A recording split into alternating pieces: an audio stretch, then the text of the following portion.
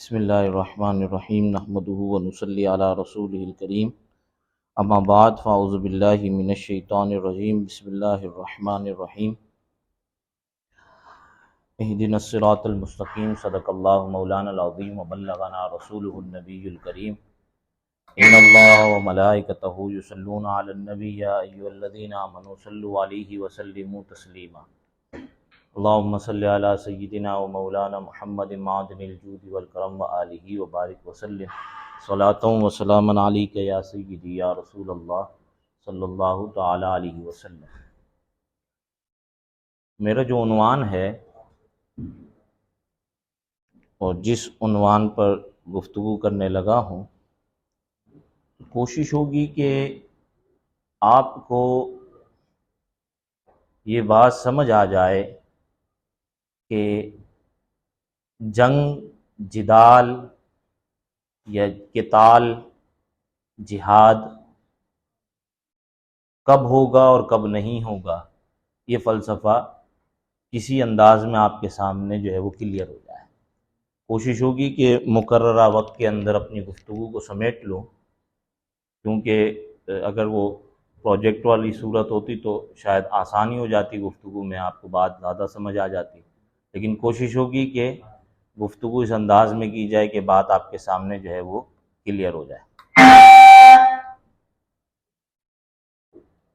میری آواز آ رہی ہے نا آپ کو؟ بس میری آواز کا مسئلہ نہیں، آپ ٹینشن نہ لیں۔ دیکھیں، یاد رکھیے گا، جہاد کا لفظ جاہدہ یجاہدو کا مصدر ہے، جو لغت سے واقفیت رکھتے ہیں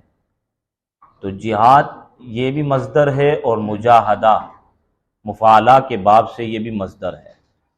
اور اس کا جو مادہ ہے وہ جیم ہا دال جہد سے نکلا ہے، جس کا مطلب ہے انتہائی کوشش کرنا۔ اسلام کے اندر جہاد کا لفظ جب قرآنی تعلیمات کا مطالعہ کریں تو دو مفہوم کے اندر استعمال ہوتا ہے۔ ایک تو یہ کہ جہاد کا مفہوم جو ایک عام مفہوم ہے کہ دین کے لیے کی جانے والی ہر کوشش جہاد ہے، یہ اس کا عمومی مفہوم ہے، اور دوسرا اس کا ایک خاص مفہوم ہے کہ دین کے لیے کی جانے والی مسلح کوشش، یہ دوسرا ایک خاص مفہوم ہے، یعنی اسی خاص مفہوم کو قتال بھی کہا جاتا ہے، اور قرآن مجید میں قتال کا لفظ بھی یقاتلون کے ذریعے استعمال کیا گیا ہے۔ اب قرآن مجید کی اگر آپ مکی صورتوں کا مطالعہ کریں تو مکی صورتوں کا آپ مطالعہ کریں گے تو یہ بات آپ جانتے ہیں کہ مکۃ المکرمہ میں جب انسان رہا، مسلمان رہے، تو ان پر جو ہے وہ جہاد نہیں تھا۔ تو جہاد کون سا جہاد نہیں تھا؟ وہ جہاد بمانے قتال، جو دوسرا مفہوم ہے وہ نہیں تھا۔ اور رہی پہلی صورت کہ جو جہاد بمانے اسلام کے لیے کوشش کرتے رہنا، وہ مکۃ المکرمہ کے اندر بھی تھی، جیسا کہ فَلَا تُطِعِ الْكَافِرِينَ وَجَاهِدْهُمْ بِهِ جِهَادًا كَبِيرًا، یہ سورۃ الفرقان کی آیت مبارکہ ہے جو مکہ میں نازل ہوئی، اور فرمایا آپ کافروں کا کہا نہ مانیے اور قرآن کے ذریعے ان کا مقابلہ زور و شور سے کیجیے۔ وَجَاهِدْهُمْ بِهِ جِهَادًا كَبِيرًا، تو یہاں پہ بھی جہاد کا لفظ موجود ہے، لیکن یہ جہاد بمانے کوشش ہے، چاہے وہ کسی بھی انداز کی ہو، چونکہ مکۃ المکرمہ کی سرزمین پہ حضور علیہ السلام کے 10 سالہ دور کے اندر جو ہے وہ جہاد بمانے قتال فرض نہیں تھا، اور جب جہاد کا تذکرہ آیا ہے تو اس کا مطلب یہ ہے کہ یہ مطلقاً کوشش کے بارے میں ہے جو اسلام کے لیے کی جائے۔ تو یہ، اور اگر آپ مدنی صورتوں کا مطالعہ کریں تو مدنی صورتوں کے اندر جب جہاد کا لفظ آیا ہے تو وہاں جہاد بمانے قتال کے معنی میں استعمال ہے۔ فرمایا انما المؤمنون الذين آمنوا بالله ورسوله ثم لم يرتابوا وجاهدوا باموالهم وانفسهم في سبيل الله اولئك هم الصادقون، تو مومن تو وہ ہیں جو خدا اور اس کے رسول پر ایمان لائے، پھر شک میں نہ پڑے اور خدا کی راہ میں مال اور جان سے لڑے، یہی لوگ ایمان کے سچے ہیں۔ تو چونکہ یہ مکۃ المکرمہ کی آیت نہیں ہے، مدینہ المنورہ کی آیت ہے، تو یہاں پہ جہاد بمانے قتال ہے۔ تو یہاں تک تو آپ کو یہ بات جو ہے وہ سمجھ آ گئی کہ جہاد، لفظ جہاد یہ دو معنی کے اندر استعمال ہے، ایک اس کا عمومی مفہوم ہے اور ایک خصوصی مفہوم ہے۔ اور یاد رکھنا کہ جہاد کا عمومی مفہوم اسلام کے لیے کی جانے والی ہر کوشش ہے، چاہے وہ تبلیغ دین ہو، چاہے وہ کسی بھی انداز کے اندر ہو، ہر کوشش آ جائے گی. لیکن اب آپ یہ جو ماڈرن زمانہ ہے، جدید مفکرین آ گئے، انہوں نے جہاد کے صرف اسی رخ کو لے لیا اور کہا کہ بس کوشش کرنی چاہیے، یہی جہاد ہے، جبکہ انہوں نے جہاد بمعنی قتال سے صرف نظر کرنا شروع کر دیا اور یہ کہنا شروع کر دیا کہ جہاد بمعنی قتال جو ہے یا تو وہ ہے ہی نہیں، یا وہ منسوخ ہو چکا ہے، یا اس کی نئی نئی تعبیرات جو ہے وہ پیش کی جا رہی ہے. تو یاد رکھنا کہ جب جہاد بمعنی قتال کے اسباب پائے جائیں گے، جہاد بمعنی قتال کے اسباب پائے جائیں گے تو وہ پھر واجب اور فرض ہو جائے گا، جیسے کہ نماز روزہ فرض ہے. تو اسی لیے یہ بات جو ہے وہ ذہن نشین لینی چاہیے کہ جہاد کا ایک ہی معنی کر کے کہ سوائے صرف کوشش کی جائے، یہ درست نہیں ہے. اب آئیے آپ حضرات جو ہے نا، یہ حدیث پاک کئی مرتبہ آپ نے پڑھی ہوگی کہ الجہاد ماد مذ بعثنی اللہ الی ان یقاتل آخر امت الدجال، کہ جہاد جو ہے وہ کب سے شروع ہو گیا؟ جب سے اللہ تبارک و تعالیٰ نے مجھے بھیجا. اور کب تک رہے گا؟ یہاں تک کہ میری امت کا آخری فرد دجال کے ساتھ کرے گا. اور پھر فرمایا لا یبطلہ جور جائر ولا عدل عادل، کہ اسے کسی ظالم کا ظلم ختم نہیں کر سکتا، کسی عادل کا عدل اس جہاد کو ختم نہیں کر سکتا. تو اب آپ یہ جب روایت سنتے ہیں اور جہاد بمعنی قتال ہی آپ کے ذہن کے اندر ہے، تو آپ جو ہے وہ فوراً یہ کہیں گے کہ چلو ابھی جو ہے نا وہ اٹھو اور کشمیر کی طرف چلے جاؤ، ابھی اٹھو اور برما کی طرف چلے جاؤ، ابھی اٹھو اور فلسطین کی طرف چلے جاؤ. تو یہ ایک اس حدیث سے استدلال کر کے بعض لوگوں کا ذہن یہ بن جاتا ہے. اور اسی طریقے سے آپ نے یہ حدیث پاک بھی سنی ہوگی الجنت تحت ظلال السیوف، کہ جنت جو ہے وہ تلواروں کے سائے کے نیچے. اب اس سے کیا مراد ہے، اس سے کیا مطلب ہے؟ تو اس کے لیے آپ کو یہ بات سمجھنی ہوگی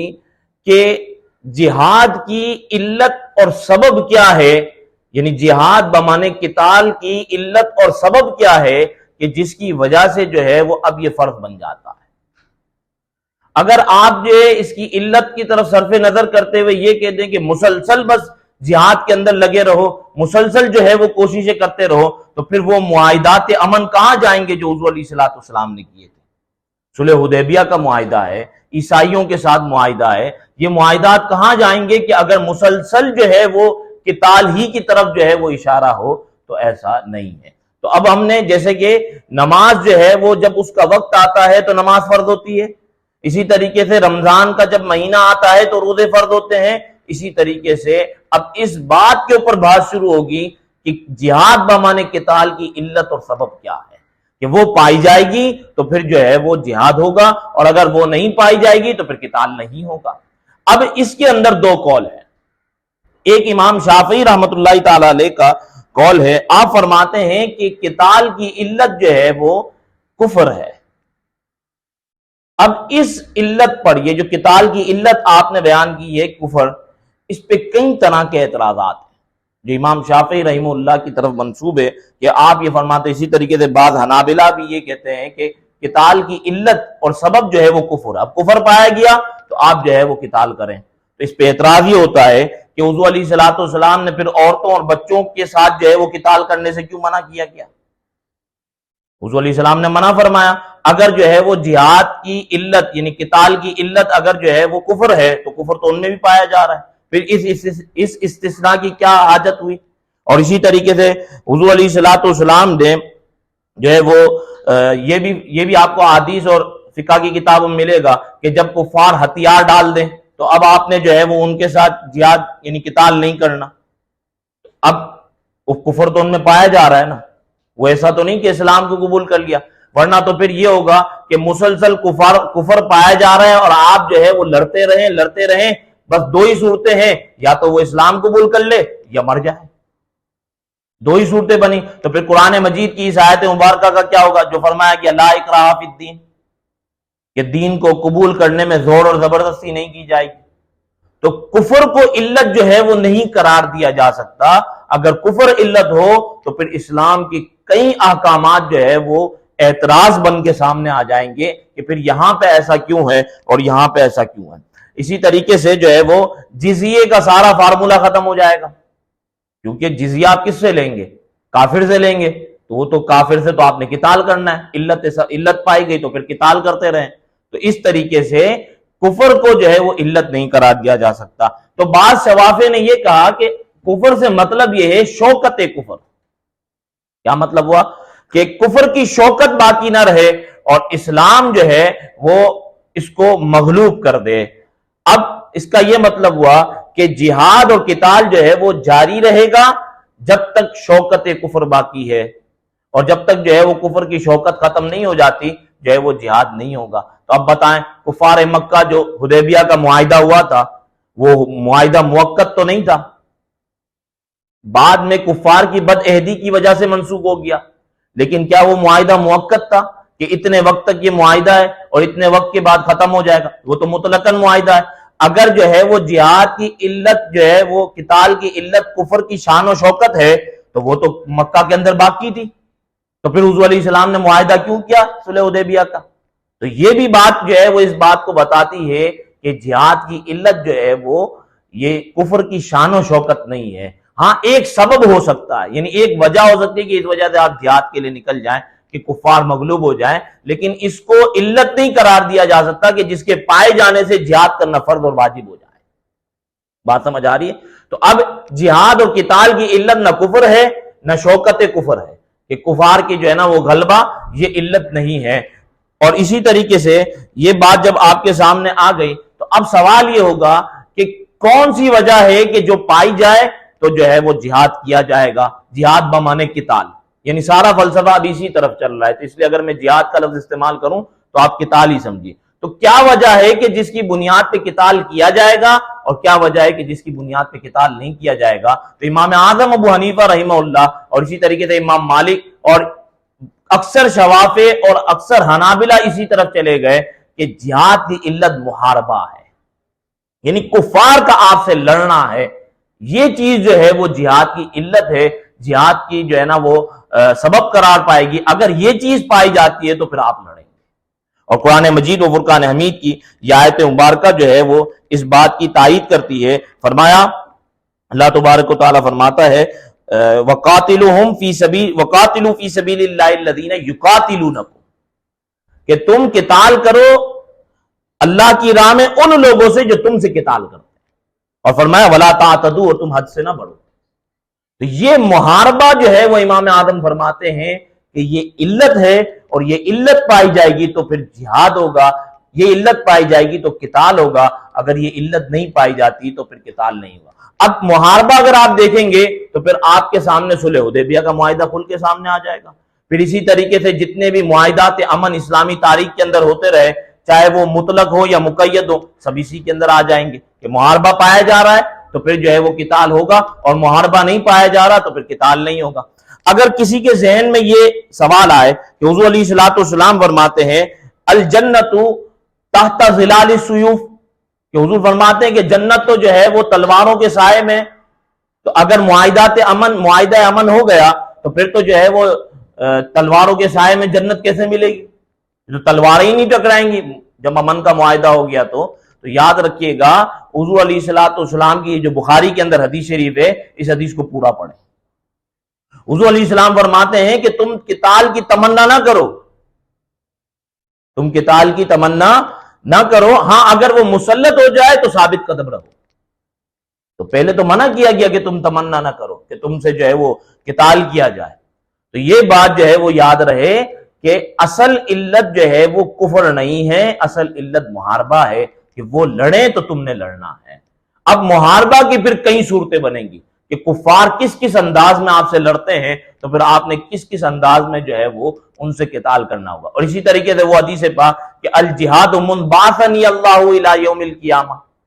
یا منبعثنی اللہ، کہ جہاد جو ہے وہ کب سے شروع ہو گیا؟ جب اللہ نے مجھے بھیجا۔ اب یہاں پہ اس حدیث پاک کے اندر جہاد کے معنی کو یا تو اس کے عمومی مفہوم پہ رکھو، کیونکہ مکہ کے اندر تو جہاد نہیں ہوا تھا، اور حضور علیہ السلام نے فرمایا کہ جہاد تو اس وقت سے ہے، الجہاد ماض منبعثنی اللہ، جب سے اللہ نے مجھے بھیجا۔ تو اللہ نے تو بعثت فرمائی تھی حضور علیہ السلام کی، عمر شریف جب 40 سال کی تھی اس وقت بعثت ہوئی، اس وقت حضور علیہ السلام نے یعنی اعلان نبوت کیا۔ تو اب اس وقت سے 10 سال کے عرصے میں تو کوئی جہاد نہیں ہوا، تو اس حدیث کو یا تو اس کے عمومی مفہوم پہ رکھو کہ وہ جو ہے وہ کوشش جاری رہی، یعنی قتال نہیں بلکہ کوشش کے معنی میں لو کہ دین حق کے لیے کوشش کرتے رہے، اور وہ 10 سال کا عرصہ، تو یہ بات جو ہے وہ یہاں پہ یاد رہے۔ اور اگر جو ہے وہ اس کو یعنی جہاد کو اس کے خاص معنی کے اندر قتال کے معنی میں لیتے ہو تو پھر اس کو دوسری نصوص کے ساتھ مقید ماننا پڑے گا کہ جہاد جاری رہے گا جب جب سبب پایا جائے گا۔ اور یہ جو فرمایا گیا ہے کہ جہاد جاری رہے گا کہ جب تک جو ہے وہ میری امت کا آخری فرد دجال کے ساتھ قتال نہیں کرتا، تو اس کا مطلب یہ نہیں کہ جہاد مسلسل جاری رہے گا، بلکہ جب جب سبب پایا جائے گا جہاد ہوتا رہے گا، یہ منسوخ نہیں ہوگا، اس کو کوئی چیز ختم نہیں کر سکتی۔ تو وہ جاری رہنے کا ایک مطلب یہ ہے کہ جیسے نماز کا حکم قیامت تک جاری رہے گا، روزے کا حکم قیامت تک جاری رہے گا، اسے کوئی منسوخ نہیں کر سکتا، تو جہاد کو بھی منسوخ نہیں کیا جا سکتا۔ تو یہ جو ہے وہ چیز یاد رہنی چاہیے کہ جہاد کس وجہ سے ہوگا۔ اگر وہ وجہ جو ہے وہ صرف نظر ہو جائے تو پھر بندہ جو ہے وہ نصوص کو کبھی کس معنی میں لے رہا ہوتا ہے اور کبھی کس معنی میں لے رہا ہوتا ہے۔ تو اب جب یہ بات آپ کو سمجھ آ گئی تو میں بس آخری بات کی طرف جاؤں گا کہ جہاد جو ہے وہ جب محاربہ کی وجہ سے ہوگا تو محاربہ کی پھر کئی صورتیں بن جاتی ہیں، جیسے دارالاسلام کے خلاف بیرونی جاریت، اسلامک اسٹیٹ ہے اور اس کے خلاف بیرونی جاریت، چاہے وہ آئندہ ہونے جا رہی ہو یا اس کی کوئی بھی صورت بنتی ہو، جیسا کہ غزوہ بدر کا معاملہ آپ دیکھ لیں کہ یہ کیا تھا، اسلامک اسٹیٹ کے خلاف جو ہے وہ کاروائی کے لیے اس کے خلاف مسلح جدوجہد کے لیے پورا قافلہ بھیجا گیا تھا۔ اس کی ایک وجہ تو یہ بھی ہے نا کہ اس قافلے کی طرف کیوں پیش قدمی کی گئی تھی، حضور علیہ السلام نے کیوں کہا تھا کہ وہ ابو سفیان کا قافلہ رضی اللہ تعالیٰ عنہ ان کا قافلہ آ رہا ہے اور اس کے خلاف جو ہے وہ لڑنے جانا ہے۔ تو یہ چونکہ اسلامی جو ہے وہ اسٹیٹ دارالاسلام کے خلاف جاریت کا مسئلہ تھا جو بیرونی ہونے والی تھی۔ اسی طریقے سے امن معاہدات کی خلاف ورزی، ایک امن معاہدہ ہو گیا، اس کی خلاف ورزی کی گئی، اب اس کے اندر آپ جو ہے وہ مستامن کا معاملہ لے لیں، ذمی کا معاملہ لے لیں، یہ سارے معاملات جو ہے وہ ان معاہدات کی اگر خلاف ورزی کی جاتی ہے تو یہ امن معاہدے کی خلاف ورزی ہوگی اور اس میں جو ہے وہ جہاد اور قتال کیا جائے گا۔ اسی طریقے سے دارالاسلام سے باہر مقیم مسلمانوں پر اگر ظلم ہوتا ہے اور وہ آپ کو مدد کے لیے پکارتے ہیں، اگر وہ آپ کو مدد کے لیے پکارتے ہیں، پہلے تو یہ کہ اگر وہ دارالحرب کے اندر رہتے ہیں، دارالکفر کے اندر رہتے ہیں تو وہ ہجرت کریں، آئیں مسلمانوں کے یہاں کے رہیں، اور اگر وہ وہیں رہتے ہیں اور ان پہ ظلم ہوتا ہے تو پھر جو ہے اور وہ مدد کے لیے پکارتے ہیں مسلمانوں کو تو پھر مسلمانوں کو ان کی مدد کرنی چاہیے، اور اس پہ قرآن آیات موجود ہیں، میں اس وقت تفصیل میں نہیں جا رہا، آپ دیکھ لیجئے گا۔ تو یہ چیز ہے کہ اگر ان پہ ظلم ہو رہا ہے وہ پکارتے ہیں تو مدد کے لیے جائے گا۔ لیکن یہاں پہ کوئی سوال کر لے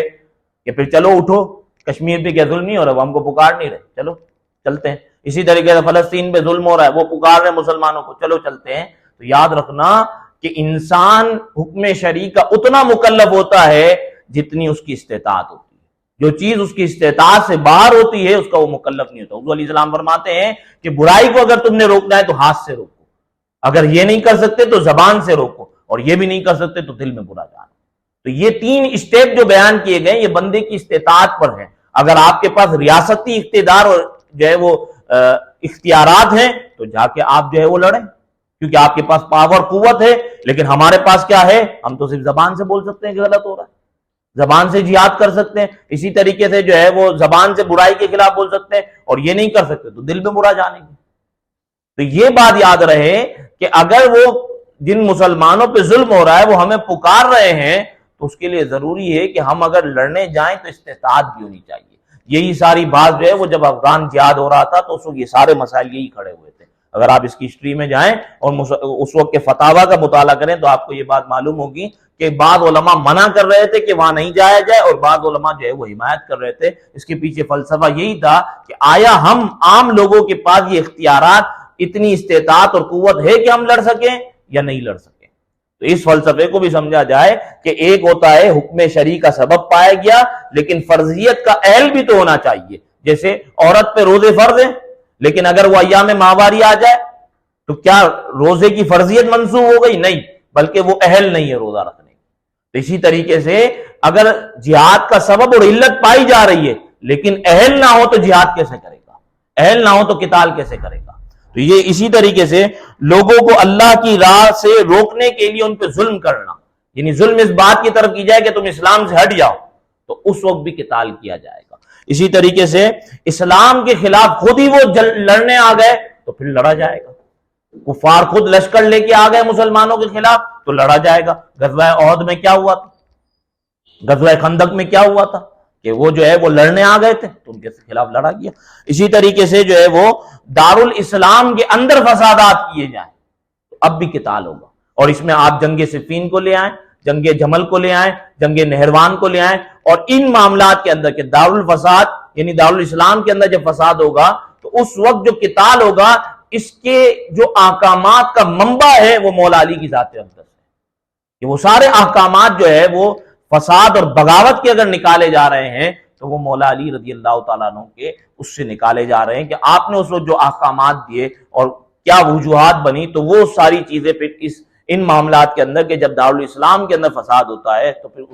اس میں دیکھا جائے گا۔ اسی طریقے سے اسلام کی راہ کے اندر رکاوٹ یعنی تبلیغ دین کے اندر اگر کوئی رکاوٹ آ رہی ہے تو اس رکاوٹ میں اگر ایک ہی صورت قتال کے علاوہ کوئی نہیں بچتی تو پھر قتال کیا جائے گا، اور اگر اس کے علاوہ کوئی صورتیں بچتی ہیں تو پہلے اس طرف جایا جائے گا، کیونکہ یہ بات یاد رکھنا کہ قتال کا مقصد کیا ہے۔ امام سرخسی نے مقصود کے اندر یہ بات لکھی ہے، المقصود ان یأمن المؤمنون مسلمون ویتمکنوا من القیام بمصالح دینہم، کہ فرمایا کہ مقصود کیا ہے قتال کا، یہ ہے کہ مسلمان امن میں رہیں اور وہ اپنے مصالح کو قائم کرنے کے اندر قادر ہو جائیں، کہ انہیں جو ہے وہ اتنا اختیار حاصل ہو کہ وہ شریعت مطہرہ پر عمل کر سکیں، دینی احکامات پر عمل کر سکیں۔ تو ان باتوں کو اگر یاد نہ رکھا جائے،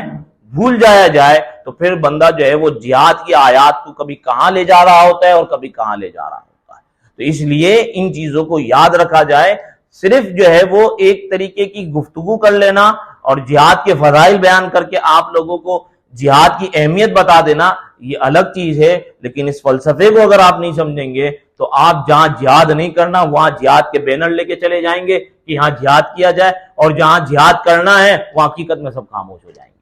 تو اس لیے اس فلسفے کو سمجھا جائے۔ میری کوشش رہی کہ میں نے آپ کے سامنے ان باتوں کو بیان کر دیا، وقت بڑا مختصر تھا، لیکن پھر بھی کہ جہاد کی علت محاربہ ہے، اور محاربہ اگر پایا جاتا ہے اس کی کئی صورتیں میں نے آپ کے سامنے رکھ دی۔ اچھا، اس میں جو یہ بات جو فرمائی گئی نا، ایک آخری بات میں عرض کر دوں کہ جو حضور علیہ الصلوۃ والسلام کی شان میں گستاخی کی جاتی ہے تو یاد رکھنا یہ بھی اسلام کے خلاف محاربہ ہے۔ کیونکہ قرآن مجید میں جب خیبر کے موقع پر جنگ کی جب بات آئی تھی تو اس کی علت بیان کی گئی تھی، اس کا سبب بیان کیا تھا قرآن میں، تان فی الدین، کہ یہ یہودی تمہارے دین میں تان کرتے ہیں،